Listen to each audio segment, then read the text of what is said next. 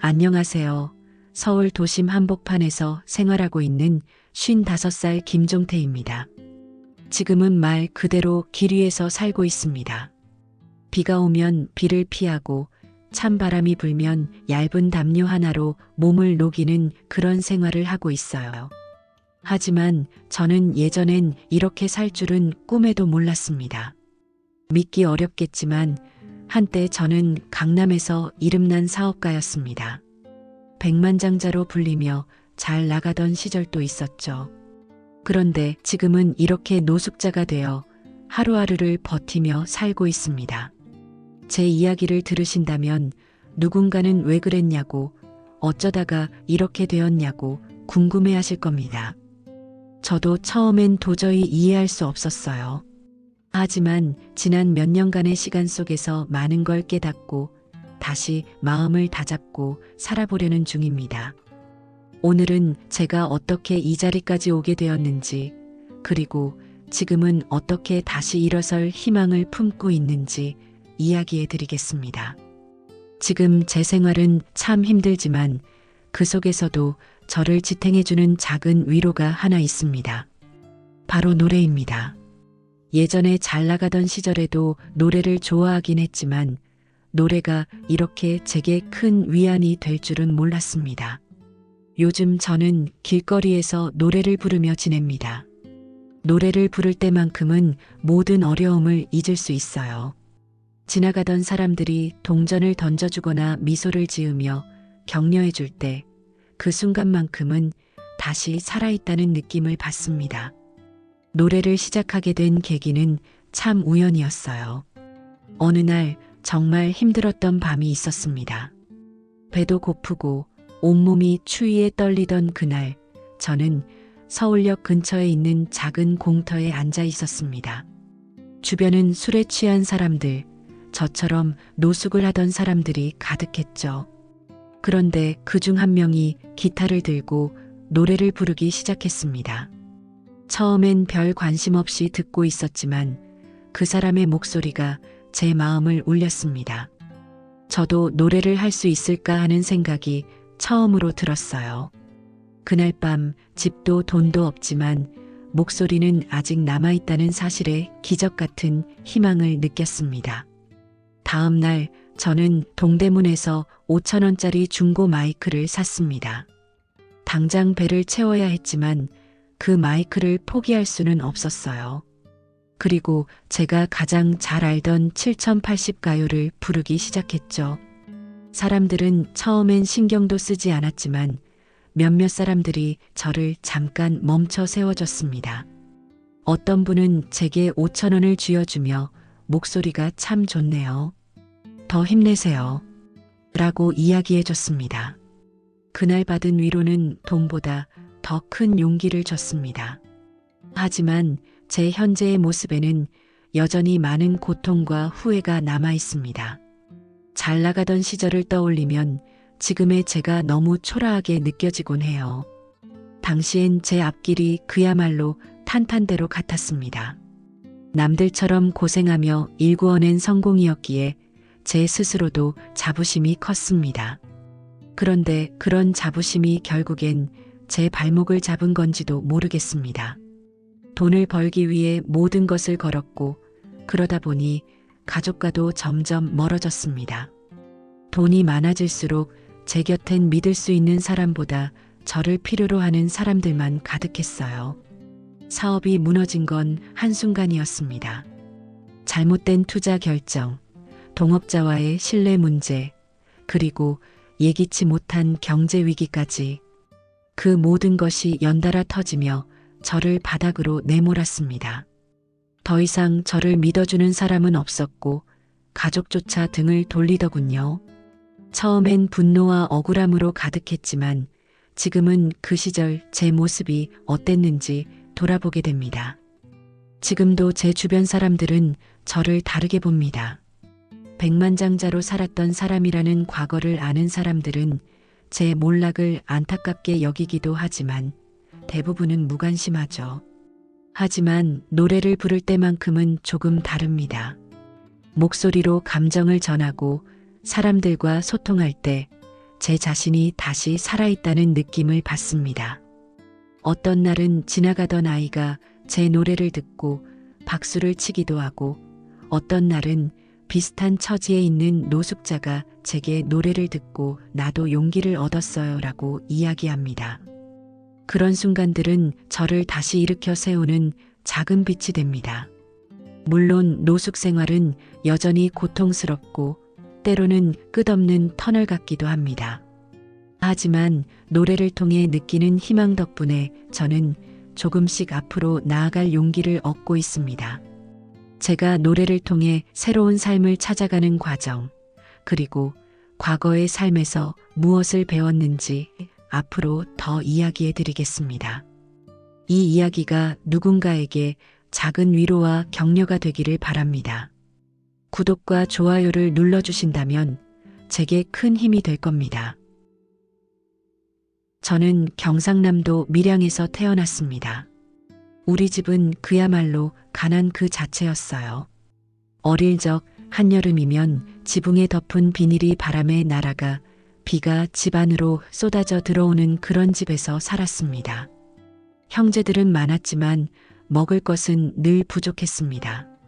아버지는 낮에는 막노동을 하고 밤에는 공장에서 일했지만 가족들을 먹여 살리기에는 역부족이었습니다.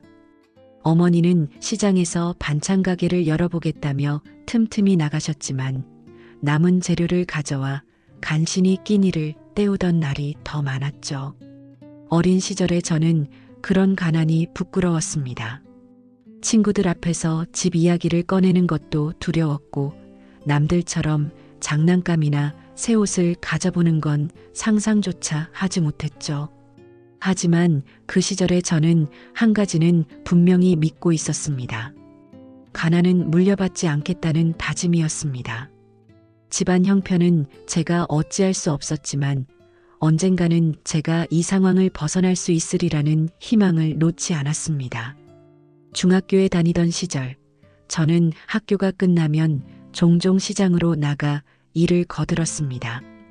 처음엔 어머니 가게 일을 돕다가 나중엔 시장 구석구석을 누비며 생선도 날라주고 가게 앞에서 홍보도 해봤습니다. 그때 배운 건 돈을 버는 일이 얼마나 고된지, 그리고 얼마나 소중한지였습니다. 100원을 벌기 위해선 땀이 흘러야 한다는 것을 아주 어릴 때부터 깨달았죠. 고등학교를 졸업하자마자 저는 서울로 올라왔습니다. 가족들에게는 더 나은 삶을 위해라고 했지만 사실은 그곳에서 벗어나고 싶었습니다. 밀양에서의 가난한 삶은 저를 너무나도 무겁게 억누르고 있었으니까요. 서울에 도착했을 때는 주머니에 5만 원 남짓한 돈밖에 없었지만 저는 자신 있었습니다. 내가 무조건 해낼 수 있다는 마음이 가득했으니까요. 처음엔 온갖 아르바이트를 하며 생활했습니다. 아침엔 건설 현장에서 일하고 오후엔 주방 설거지, 밤에는 신문 배달까지 뛰었죠. 하루에 잠을 2시간밖에 못 자는 날이 많았지만 저는 절대 지치지 않았습니다. 오히려 제가 벌어들이는 돈이 하루하루 늘어가는 걸 보며 더 큰 희망을 품게 되었어요. 그렇게 5년 동안 일을 하며 돈을 모았고 제 손에는 1,000만 원이라는 돈이 쥐어졌습니다. 그 돈으로 시작한 게 작은 분식집이었어요. 당시에는 프랜차이즈라는 개념도 없었고 모든 걸 직접 해야 했습니다. 하지만 저는 자신이 있었습니다. 장사 경험도 많았고 사람들의 마음을 사는 법을 알고 있었으니까요. 분식집은 생각보다 더 잘 됐습니다. 이유는 간단했어요. 저는 항상 손님들에게 내가 만든 음식을 먹고 행복해야 한다는 마음으로 대했습니다. 시장에서 일을 도울 때 익혔던 언변과 손재주가 여기서 빛을 발했습니다. 단골 손님들이 늘어나면서 매출은 빠르게 증가했고 1년 만에 가게를 2배로 확장할 수 있었습니다. 하지만 저는 여기서 멈추고 싶지 않았습니다. 주변 사람들은 이 정도면 충분하지 않냐고 했지만 제 마음속에는 더 큰 성공을 향한 갈망이 있었습니다. 30살이 되던 해 저는 가진 전 재산을 투자해 외식업 프랜차이즈 사업을 시작했습니다. 아내는 위험하다며 말렸지만 저는 자신 있었습니다. 이건 분명히 될 거야라고 확신하며 밀어붙였죠. 그리고 제 예상은 적중했습니다. 프랜차이즈 사업은 불과 3년 만에 폭발적인 성장을 이뤘습니다. 저는 서울을 넘어 전국 각지에 매장을 열게 되었고 주변에서는 저를 자수성가한 백만장자라 부르기 시작했죠. 어느새 저는 아침마다 수많은 직원들과 미팅을 하고 고급차를 타고 회사를 오가며 성공적인 사업가로 자리 잡았습니다. 하지만 그 시절에도 마음 한편에는 늘 불안감이 있었습니다. 혹시 이 모든 것이 한순간에 사라진다면? 하는 생각이 머리를 떠나지 않았어요. 그럴 때마다 저는 더 큰 성공으로 그 불안을 잊으려 했습니다. 더 많은 매장을 열고 더 큰 돈을 벌기 위해 밤낮 없이 달렸죠. 사람들은 제가 무모하다고 했지만 저는 멈추는 법을 몰랐습니다. 이 모든 성공은 제가 어린 시절에 꿈꿔왔던 것들을 이루게 해줬습니다. 화려한 집, 고급차, 온 가족이 함께하는 해외여행. 가난했던 어린 시절의 제 모습은 더 이상 찾아볼 수 없었습니다. 하지만 가끔씩 마음 한구석에서 무언가 중요한 걸 잃어버린 느낌이 들기도 했습니다. 아내와 아이들이 가끔은 좀 쉬라고 말할 때 저는 그저 웃으며 지금이 기회야. 나중에 쉬자라고 대답했어요. 그 시절에 저는 성공만이 제 삶의 전부라고 믿었습니다. 하지만 그게 과연 진정한 행복이었는지 지금은 다시 생각해 보게 됩니다. 어린 시절의 가난은 저를 강하게 만들었지만 그 강함이 오히려 제 자신과 제 가족을 더 멀어지게 만든 건 아닌가 싶습니다. 제가 백만장자로 성공했을 때 가장 먼저 한 일은 부모님과 가족들을 서울로 모셔오는 것이었습니다. 밀양에서 평생을 고생하셨던 부모님께 번듯한 아파트 한 채를 마련해 드렸어요. 어머니는 새 집에 처음 들어오시며 연신 이게 정말 우리 집이 맞느냐며 감탄하셨고 아버지는 새 가구를 어루만지며 내가 정말 큰일 해냈구나라고 말씀하셨습니다. 그 모습을 보며 저는 어릴 적 가난했던 집에서 한겨울에도 이불을 덮고 추위를 견디던 기억이 떠올랐습니다. 그 순간만큼은 제 인생의 모든 고난이 보상받는 기분이었죠. 그 무렵에 저는 모든 걸 가졌다고 느꼈습니다. 경제적인 성공도 가족의 행복도 제 손 안에 있었으니까요. 아내와 아이들도 제가 이룬 성공을 자랑스러워했습니다. 아이들은 우리 아빠가 만든 가게가 여기저기 있어 라며 친구들에게 자랑했고 아내도 제가 바쁘게 일하는 것을 이해하며 묵묵히 곁을 지켜주었죠. 저는 주말마다 시간을 내어 가족과 함께 시간을 보냈습니다. 회사에서 바쁜 일정을 소화하다 보니 자주 함께하지 못했던 게 늘 미안했어요. 그래서 시간이 날 때마다 가족 여행을 계획했습니다. 제주도로 떠났던 여름휴가는 아직도 기억에 남습니다. 아이들은 바닷가에서 모래성을 쌓으며 웃고 아내는 숙소 테라스에서 차를 마시며 여유를 즐겼습니다.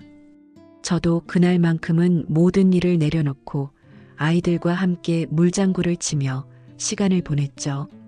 그런데 돌아오는 비행기 안에서 문득 회사 이메일을 확인하다 보니 매출과 관련된 보고서가 눈에 들어왔습니다. 분명히 여행 중이었고 쉬는 게 맞았지만 보고서를 다 읽고 난 후엔 생각이 많아졌습니다.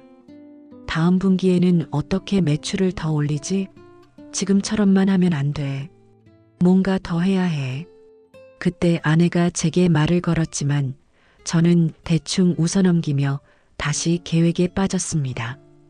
행복한 시간이었지만 마음속 한편엔 늘 사업과 돈 생각이 떠나지 않았던 겁니다. 성공하면서 자연스럽게 주변에 새로운 사람들이 생겼습니다.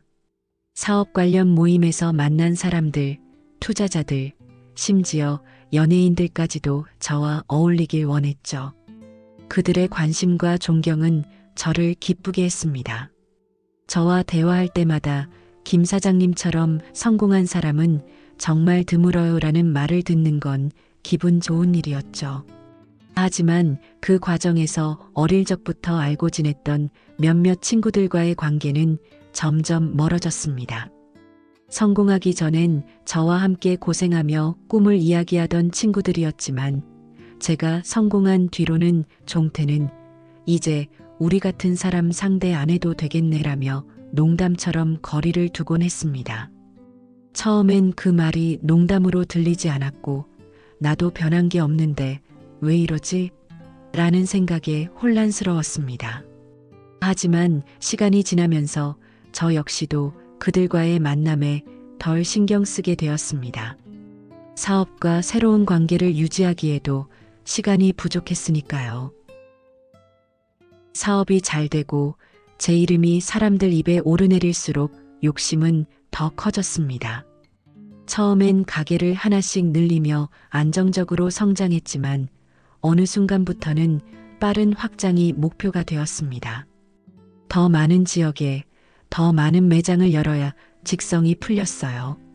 그 과정에서 한 명의 직원이 제게 조심스럽게 충고한 적이 있었습니다. 사장님, 너무 빠르게 확장하면 나중에 관리가 힘들어질 수도 있습니다. 조금 더 천천히 가시는 게 어떨까요? 그 말은 나름 진심이었겠지만 그때의 저는 이미 그런 충고를 듣는 귀가 없었습니다. 저는 단호하게 성공은 타이밍이야. 지금 기회를 놓치면 똑같은 기회는 다시 안 와. 무조건 밀고 나가야 해라고 답했죠. 그러면서도 속으로는 약간의 불안감이 있었습니다. 혹시 저 직원이 맞는 말이라면? 하지만 그 불안감을 애써 무시하며 더 큰 성공을 꿈꿨습니다. 그렇게 욕심을 부리며 더 많은 것을 이루려고 할수록 제 가족과의 관계에도 균열이 생기기 시작했습니다. 아이들이 저에게 아빠, 이번 주말에도 회사 가요? 라고 묻거나 아내가 요즘 너무 바쁜 것 같아. 우리랑 보내는 시간이 너무 없는 것 같아라고 할 때 저는 늘 똑같이 대답했습니다. 조금만 더 기다려. 이건 다 너희들 위해서야. 아내는 제 말을 이해하려 했지만 그 답변은 점점 더 공허해졌던 것 같습니다. 언젠가 아내가 저를 조심스럽게 바라보며 이렇게 말했던 적이 있습니다. 종태 씨, 당신은 정말 가족을 위해서 이러는 거예요? 아니면 그냥 성공을 위해 달리고 있는 거예요? 그 질문을 들었을 때 저는 순간 말을 잃었습니다. 그리고 대충 얼버무리며 그 자리를 피했죠.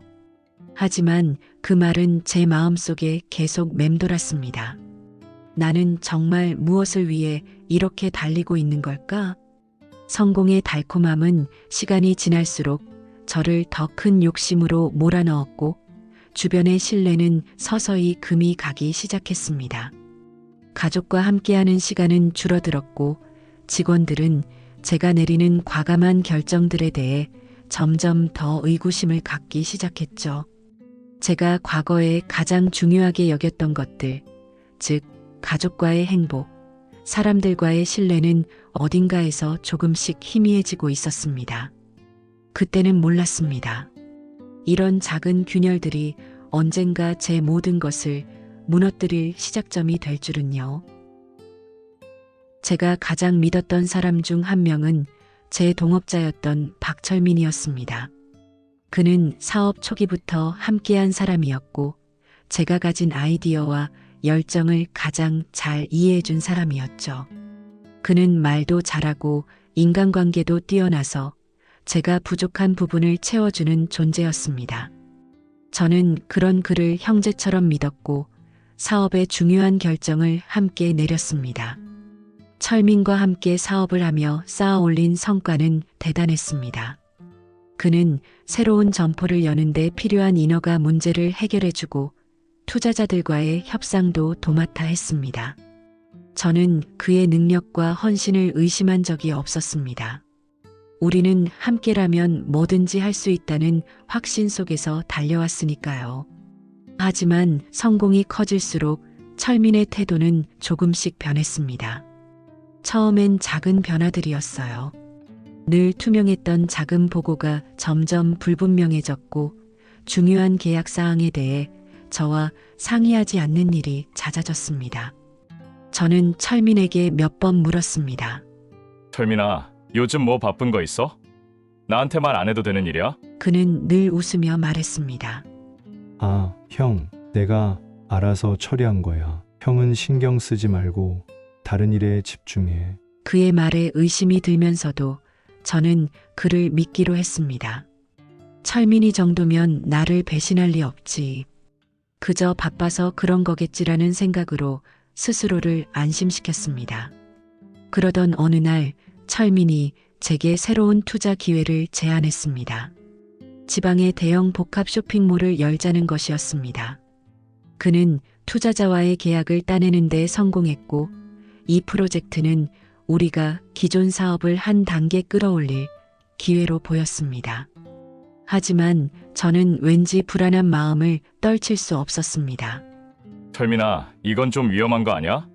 우리 지금도 점포 늘리느라 자금 압박이 심하잖아. 그는 제게 이렇게 설득했습니다.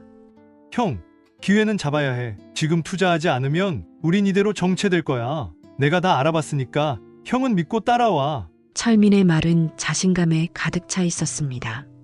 저 역시 그 자신감에 이끌려 이 프로젝트에 회사의 자금 대부분을 쏟아붓기로 했습니다. 하지만 일이 예상대로 흘러가지 않았습니다. 복합 쇼핑몰 공사는 처음부터 난항을 겪었고 투자자들과의 약속도 제대로 지켜지지 않았습니다. 공사비가 계속해서 초과되었고 예상 매출보다 훨씬 적은 임대료가 들어왔습니다. 저는 철민을 불러 책임을 물었지만 그는 애매한 답변만 했습니다. 형, 지금은 좀 어려운 상황이야. 하지만 시간이 지나면 다 해결될 거야. 우린 기다리기만 하면 돼. 그의 태도는 여전히 여유로웠지만 제 안의 불안은 점점 커져갔습니다. 직원들과 회의를 할 때마다 다들 걱정스러운 얼굴로 저를 바라봤고 회사의 자금 흐름이 점점 꼬이는 게 눈에 보였습니다. 그런데도 저는 철민을 끝까지 믿고 싶었습니다. 그러던 중 충격적인 사실이 밝혀졌습니다. 회사의 법무팀에서 철민이 일부 투자자들과의 계약에서 허위 보고서를 제출했다는 것을 알아낸 겁니다. 그는 투자금을 끌어오기 위해 매출과 예상 수익을 과장했고 이로 인해 회사가 법적 책임을 질 가능성이 생겼습니다. 그 사실을 알았을 때 저는 믿기지 않았습니다. 철민아, 이게 다 사실이야? 내가 그런 일을 했단 말이야? 철민은 한동안 말을 하지 않더니 고개를 푹 숙이고 중얼거렸습니다. 형, 어쩔 수 없었어. 투자자들이 원하는 숫자가 있었고 그렇게 하지 않으면 돈을 끌어올 수 없었단 말이야. 그 순간 저는 속이 뒤집히는 것 같았습니다. 제가 전적으로 믿었던 사람이 우리 사업의 근간을 흔들어 버렸다는 사실이 가슴을 무너뜨렸습니다. 철민과의 배신 사건으로 회사는 큰 위기를 맞았습니다. 하지만 그것만으로 끝이 아니었습니다. 그 시점에서 저는 회사 운영을 위해 개인 자산까지 담보로 내놓은 상태였습니다. 그러던 중 아내와의 대화에서 또 다른 충격적인 사실을 알게 되었습니다. 아내가 제게 이렇게 말했습니다. 여보, 사실 당신 동생이 우리 돈을 빌려갔어. 몇 달 전에 사업에 어려움이 있다고 해서 도와준다고 했는데 그 돈을 아직 갚지 않았어. 동생은 그동안 저를 찾아와 몇 번 돈을 빌려달라 했지만 저는 자주 거절해왔습니다. 그런데 아내가 몰래 돈을 빌려준 겁니다. 그것도 꽤 큰 금액이었습니다.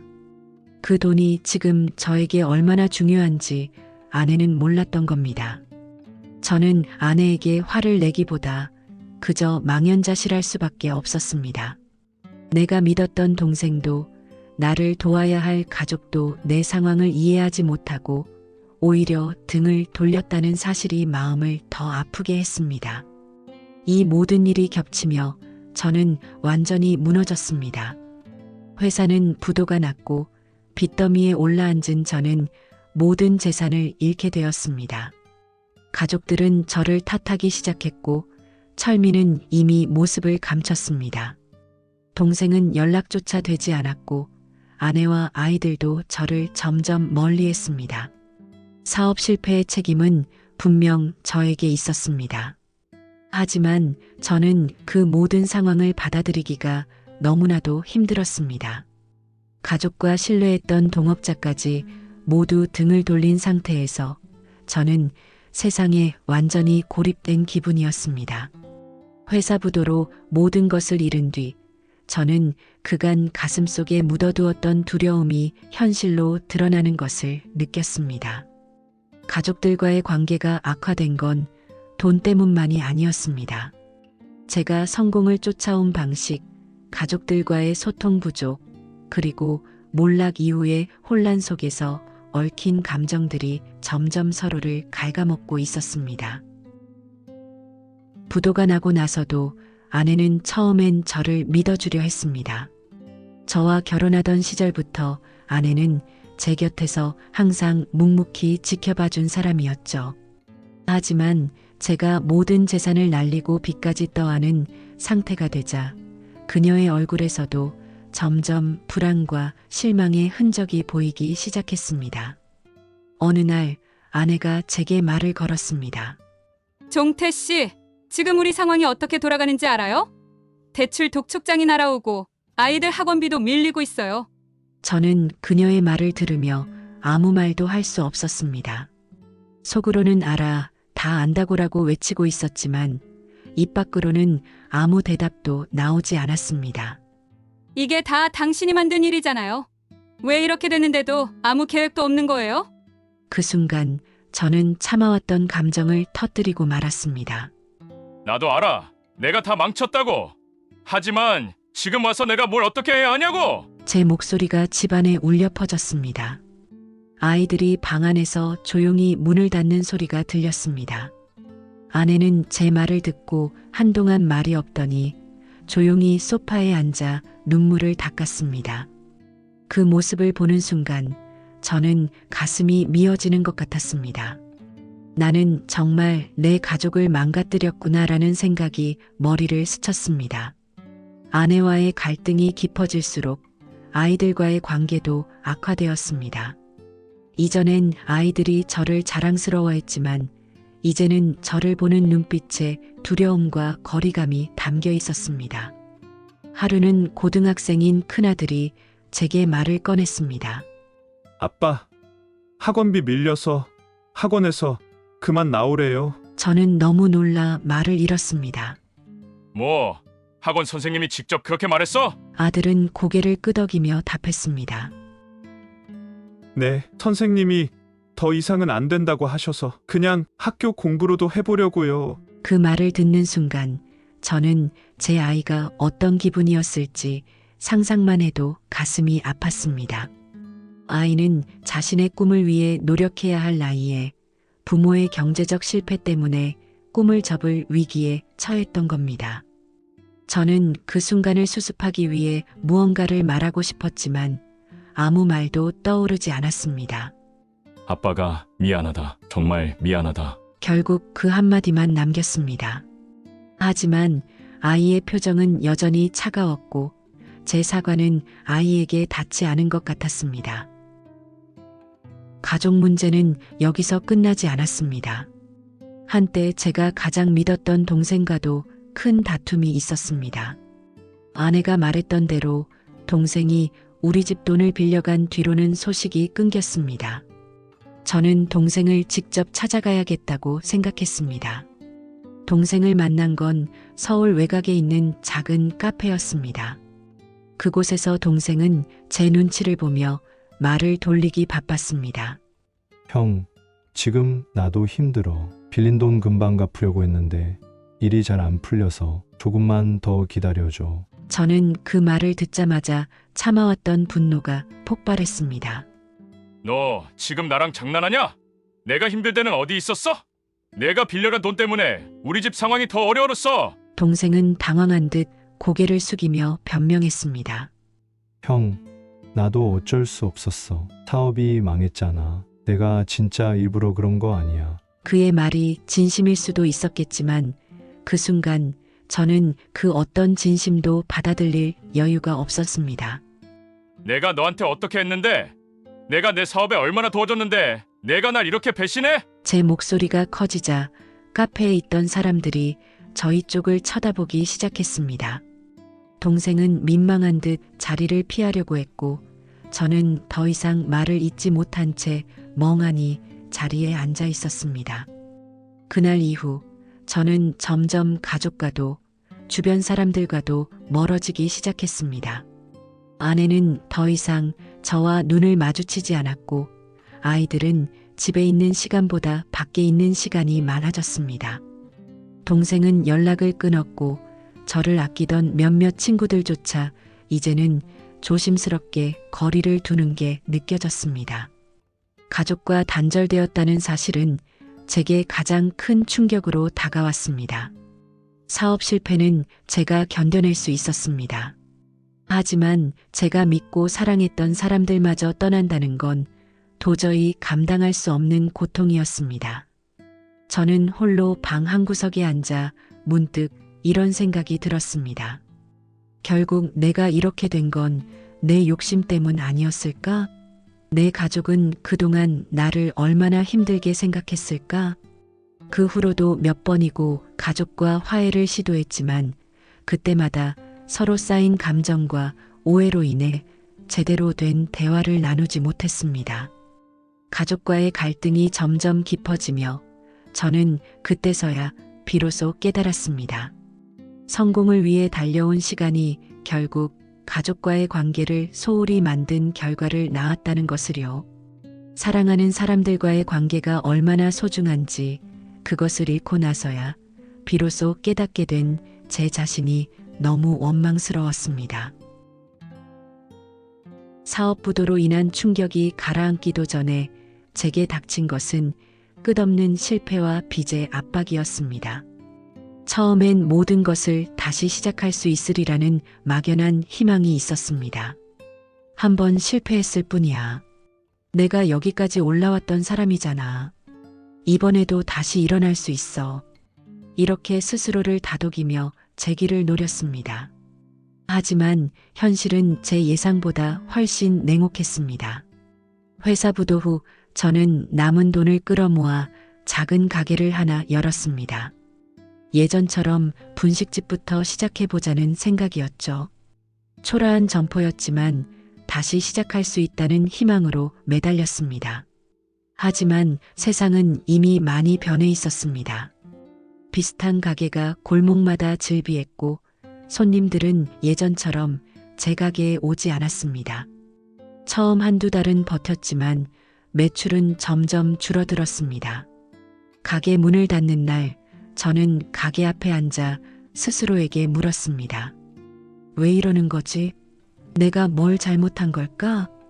하지만 그 질문에 대한 답을 찾기보다는 점점 깊은 자책 속으로 빠져들었습니다.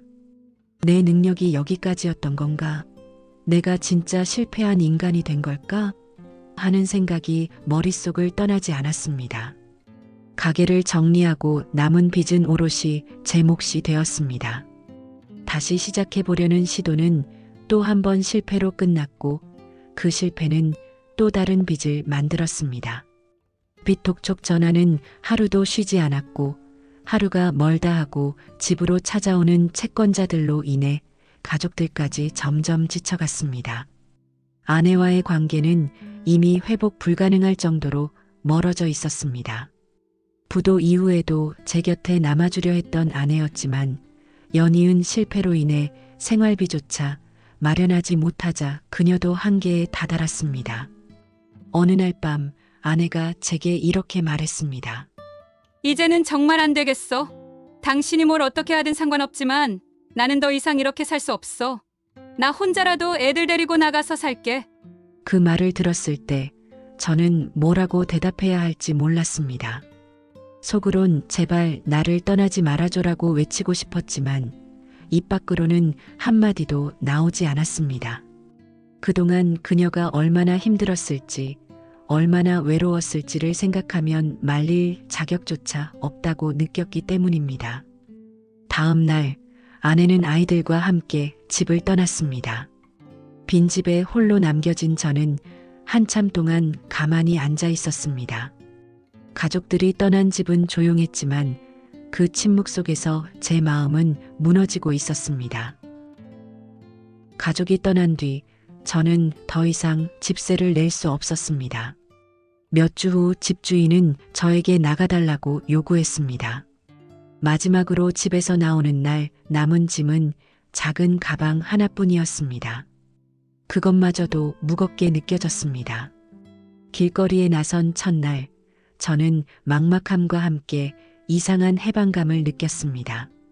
이젠 더 잃을 것도 없구나라는 생각이 들면서 차라리 모든 책임에서 벗어난 기분이 들기도 했습니다. 하지만 그런 감정은 오래가지 않았습니다. 노숙 생활은 제가 상상했던 것보다 훨씬 더 비참하고 가혹했습니다.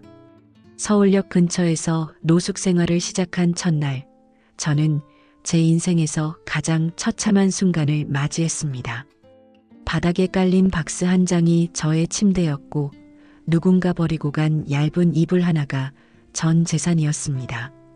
비가 내리면 박스는 금세 젖어 찢어졌고 바람이 불면 몸이 얼어붙는 듯한 추위가 엄습했습니다. 그 속에서 하루를 보내고 나면 도저히 스스로가 인간이라는 느낌이 들지 않았습니다. 아침이면 서울역 화장실로 가서 차가운 물로 얼굴을 씻는 것부터 하루가 시작되었습니다. 거울에 비친 제 모습을 볼 때마다 마음이 복잡했습니다. 몇 달 전만 해도 정장을 입고 회의실에서 프레젠테이션을 하던 사람이었는데 이제는 수염도 깎지 못한 채로 길거리에서 지내는 모습이었습니다. 거리에서의 하루는 생존 그 자체였습니다. 식사를 해결하려면 무료 급식을 제공하는 단체를 찾아가야 했는데 그곳에서도 제 자리를 지키기 위해 긴 줄에서 몇 시간씩 기다려야 했습니다. 다른 노숙자들과 다투지 않으려면 작은 몸짓 하나까지도 조심해야 했죠. 어느 날 급식소 앞에서 작은 실랑이가 벌어진 적이 있었습니다. 누군가 줄을 건너뛰자 다른 노숙자가 화를 내며 큰 소리로 고함을 질렀습니다. 그 소동에 저는 가만히 서서 고개를 푹 숙일 수밖에 없었습니다. 괜히 엮였다간 나만 더 힘들어질 거야. 그런 생각이 들면서 제가 얼마나 비참한 상황에 놓였는지 다시 깨달았습니다. 밤이 되면 더 큰 문제가 시작되었습니다. 노숙자들 사이에서는 서로를 믿지 못합니다. 언제 누군가가 제 작은 짐을 훔쳐갈지 몰랐기에 저는 잠을 잘 때도 가방을 품에 꼭 안고 잤습니다. 한 번은 새벽에 누군가 제 담요를 빼앗아가서 벌벌 떨며 날이 밝기만을 기다린 적도 있었습니다. 그날은 추위보다 더 큰 모멸감이 저를 덮쳤습니다. 길거리를 지나다니는 사람들의 시선도 큰 고통이었습니다. 대부분의 사람들은 노숙자를 보지 않으려는 듯 고개를 돌렸고 누군가는 저를 더러운 쓰레기처럼 쳐다보기도 했습니다. 가장 잊을 수 없는 건 한 젊은 여성이 저를 지나치며 손가락으로 제게서 냄새가 난다는 듯 코를 막았던 순간입니다. 그녀는 아무 말도 하지 않았지만 그 행동 하나가 제 가슴을 후벼 팠습니다. 저는 스스로에게 이렇게 말하며 애써 위로했습니다. 저 사람은 나에 대해 아무것도 몰라. 그냥 지금 내 상황이 이렇게 됐을 뿐이야. 하지만 그런 생각도 잠깐일 뿐 모멸감은 쉽게 가시지 않았습니다. 저는 거리를 지나갈 때마다 사람들이 제게 던지는 냉소적인 시선을 피하기 위해 고개를 푹 숙이고 걷는 습관이 생겼습니다. 사람들에게서 보이는 경멸은 차라리 무시해도 괜찮았지만 제가 가장 견디기 어려웠던 것은 동정 어린 시선이었습니다. 어느 날 한 아이가 어머니와 함께 저를 지나치며 물었습니다. 엄마, 저 아저씨는 왜 저기서 자? 그 아이의 순수한 질문에 어머니는 잠깐 멈추더니 아이를 데리고 빨리 자리를 떠났습니다. 그 장면은 제게 평생 지워지지 않을 기억으로 남았습니다. 나는 이제 누군가에게 설명조차 되지 않는 사람이 되었구나. 그런 생각이 들면서 가슴이 철렁 내려앉았습니다. 그렇게 절망 속에 하루하루를 보내던 어느 날 밤, 서울역 근처의 작은 공터에서 뜻밖의 일이 일어났습니다. 그날은 추위가 심한 날이었고 저는 박스를 두르고 한쪽 구석에 웅크리고 앉아 있었습니다. 그런데 저 멀리서 기타 소리가 들려왔습니다. 처음엔 별다른 관심 없이 듣고 있었지만 기타 소리와 함께 들려오는 한 남자의 노래가 제 귀를 사로잡았습니다. 그는 노숙자인 듯 보였지만 그의 목소리에는 무언가 특별한 울림이 있었습니다. 그는 오래된 7080 노래를 부르고 있었는데 그 곡은 제가 젊은 시절 좋아했던 노래였습니다. 그때 그 시절 내가 꿈꿨던 세상. 노래 가사가 제 마음을 흔들었습니다. 마치 제가 잃어버린 시간들과 함께 잃어버린 꿈을 떠올리게 하는 듯 했습니다. 저는 그 노래를 듣는 동안 잠시 모든 것을 잊었습니다. 그 순간만큼은 추위도, 배고픔도, 주변 사람들의 시선도 제게 아무런 영향을 미치지 못했습니다. 그 노래가 끝난 뒤 저는 용기를 내어 그에게 다가갔습니다. 저 노래 정말 잘하시네요. 어떻게 이런 상황에서도 노래를 부르세요? 그는 미소를 지으며 이렇게 대답했습니다. 노래는 내가 지금 이 상황에서도 살아있다는 걸 느끼게 해줘요. 뭐라도 하지 않으면 내가 나를 포기하게 될 것 같아서요. 그 말이 제게 깊은 울림으로 다가왔습니다. 저는 그 자리에서 한참 동안 서 있었습니다. 그가 부르는 노래를 듣고 있으니 제 마음속에 희미하게나마 작은 불빛이 켜지는 기분이 들었습니다. 나도 뭔가를 할 수 있지 않을까? 노래를 통해 나도 위로받을 수 있지 않을까? 라는 생각이 처음으로 들었습니다. 그날 이후 저는 제 자신에게 하나의 목표를 세웠습니다. 노래를 부르면서 다시 제 삶을 되찾아보자는 것이었습니다. 처음엔 두려웠습니다. 사람들이 비웃으면 어쩌나, 나를 무시하면 어쩌나 하는 생각에 주저했습니다. 하지만 노래를 시작하자 길을 지나던 몇몇 사람들이 발걸음을 멈추고 저를 바라봤습니다. 어떤 이는 미소를 지으며 동전을 던져주었고 어떤 이는 작은 박수를 보내주기도 했습니다. 그렇게 노래는 제게 새로운 희망을 주기 시작했습니다. 물론 여전히 노숙자의 삶은 어렵고 미래는 불투명했습니다. 하지만 노래를 통해 저는 제 마음속에 남아있는 작은 불씨를 발견할 수 있었습니다. 노숙 생활 중 길거리에서 노래를 부르기 시작한 것은 제 삶에서 작은 전환점이었습니다. 처음엔 단순히 하루를 견디기 위한 위로의 수단이었지만 점점 더 제 안에서 커다란 힘으로 자리 잡기 시작했습니다. 저는 노래를 통해 내 자신과 그리고 세상과 다시 연결된 기분을 느꼈습니다. 처음 길거리에서 노래를 부르기 시작했을 때 저는 두려움으로 가득 차 있었습니다. 사람들이 나를 어떻게 볼까? 비웃지는 않을까? 이런 생각이 머리를 떠나지 않았습니다. 하지만 막상 노래를 시작하니 그런 두려움이 점차 사라졌습니다. 어느 날 서울역 광장에서 기타를 들고 노래를 부르던 한 청년이 저를 지나가다가 멈춰 섰습니다. 그는 잠시 제 노래를 듣더니 이렇게 말했습니다. 아저씨 목소리 정말 좋으세요. 제가 기타 칠 줄 아는데 같이 해볼래요? 그 말을 듣고 저는 당황했지만 동시에 기뻤습니다.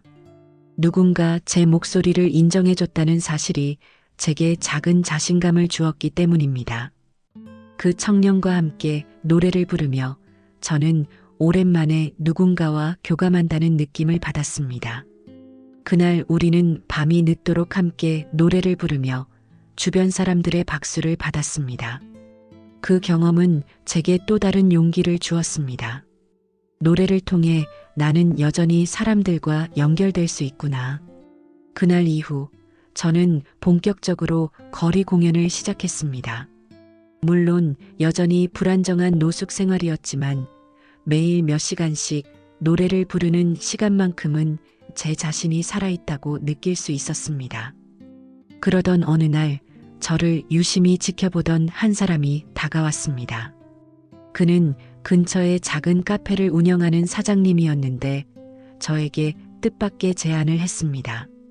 우리 카페에서 한번 노래를 불러보실래요? 여기 오는 손님들이 아저씨 노래 들으면 좋아할 것 같아요. 그 말을 듣고 저는 얼떨떨했습니다. 내가 카페 무대에 설 수 있을까? 라는 의구심도 들었지만 동시에 이게 다시 시작할 기회일지도 몰라라는 희망이 피어올랐습니다. 결국 저는 그의 제안을 받아들이기로 했습니다. 작은 카페에서의 첫 공연 날 저는 손이 떨릴 정도로 긴장했습니다. 무대라고는 해봐야 카페 구석에 마련된 작은 공간이었지만 제게는 커다란 도전이었습니다. 사람들 앞에서 노래를 부르는 동안 저는 처음엔 두려웠지만 시간이 지날수록 마음이 점차 편안해졌습니다. 손님들이 박수를 보내고 미소를 지어주는 것을 보며 나도 아직 할 수 있구나라는 확신이 들었습니다. 카페 공연을 시작한 이후 저는 조금씩 주변 사람들과 관계를 쌓기 시작했습니다. 손님 중 몇몇은 공연이 끝난 뒤 다가와 저와 이야기를 나누고 싶어 했습니다. 아저씨 노래에서 진심이 느껴져요. 무슨 사연이 있으신 것 같아요. 그들의 질문에 처음엔 망설였지만 저는 솔직히 제 이야기를 털어놓았습니다. 과거의 성공과 실패, 그리고 지금 다시 시작하고 있는 여정을 이야기했을 때 그들은 고개를 끄덕이며 공감해줬습니다. 이런 대화는 제게 단순한 위로 이상의 의미가 있었습니다. 누군가가 저를 단순한 노숙자나 실패한 사람으로 보는 것이 아니라 제 안의 가능성과 이야기를 알아봐 준다는 사실이 큰 힘이 되었습니다. 카페 공연이 이어지면서 저는 점점 더 많은 기회를 얻게 되었습니다. 어느 날 지역 축제를 주관하는 한 관계자가 저를 찾아왔습니다. 그는 제가 노래 부르는 모습을 보고 흥미를 느꼈다며 축제 무대에서 노래를 해달라고 부탁했습니다. 처음에는 거절하려 했습니다. 축제 무대라니 내가 감당할 수 있을까? 하는 두려움 때문이었습니다. 하지만 주변 사람들의 격려로 저는 다시 용기를 냈습니다. 축제 당일 무대에 올라서자 저는 다시 한번 긴장으로 얼어붙었습니다. 눈앞에 있는 수많은 관객들이 제게 집중하고 있었습니다. 하지만 첫 음을 내뱉는 순간 모든 두려움이 사라졌습니다. 노래가 끝난 뒤 관객들로부터 쏟아진 박수 소리를 들으며 저는 마음 깊은 곳에서부터 울컥하는 감정을 느꼈습니다. 내가 다시 살아있다는 걸 사람들이 알아주는구나. 축제 이후 저는 여러 곳에서 노래를 할 기회를 얻었습니다. 소규모 행사나 카페 무대, 길거리 공연 등 다양한 무대에서 사람들과 소통하며 제 노래를 들려주었습니다.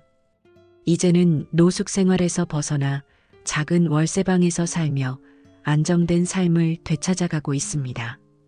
가끔은 제가 다시 무언가를 이루고 있다는 사실이 믿기지 않을 때도 있습니다. 하지만 저는 과거의 성공과 실패를 모두 내려놓고 지금 제 앞에 주어진 무대에서 최선을 다하고자 합니다. 노래는 저에게 단순한 위로 이상의 것이 되었습니다. 그것은 제 삶의 방향을 다시 잡아준 희망이자 사람들과 이어지는 다리가 되었습니다. 지금도 저는 길거리나 작은 무대에서 노래를 부릅니다. 과거처럼 화려한 성공은 아니지만 지금 제 삶은 누구보다 충만하다고 느낍니다. 저는 노래를 통해 제 자신을 되찾았고 사람들과 진심으로 소통하는 법을 배웠습니다. 가끔 공연이 끝난 뒤 한두 명의 관객이 다가와 이런 말을 합니다. 아저씨 노래를 들으면서 저도 힘을 얻었어요.